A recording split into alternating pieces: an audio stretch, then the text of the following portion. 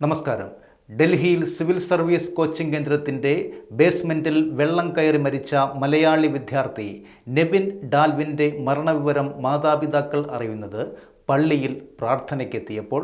മലയാറ്റൂർ മുടങ്ങാമറ്റം സ്വദേശികളായ നെവിൻ്റെ അച്ഛനും അമ്മയും ഞായറാഴ്ച പ്രാർത്ഥനകൾക്കായി ആലുവായിലെ പള്ളിയിലെത്തിയപ്പോഴാണ് മകന് നേരിട്ട ദുരന്തം അറിയുന്നത്. നെവിൻ്റെ വിയോഗ വാർത്ത അറിഞ്ഞതോടെ ആരോഗ്യ പ്രശ്നം നേരിട്ട ഇരുവരെയും അടുത്തുള്ള ആശുപത്രിയിൽ പ്രവേശിപ്പിച്ചു എന്നാണ് പ്രദേശവാസികൾ നൽകുന്ന വിവരം.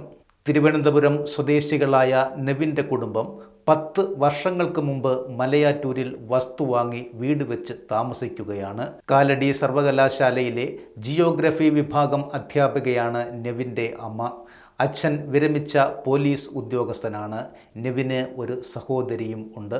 JNUവിൽ MPhil വിദ്യാർത്ഥിയായിരുന്ന നെവിൻ സിവിൽ സർവീസ് കോച്ചിങ്ങിനായാണ് ഡൽഹിയിൽ തന്നെ തുടർന്നത്. നെവിന് പുറമെ തെലങ്കാന സ്വദേശി തനിയ സോണിയും ഉത്തർപ്രദേശ് സ്വദേശി ശ്രേയ യാദവ് എന്നിവരും ദുരന്തത്തിൽ മരണപ്പെട്ടിരുന്നു.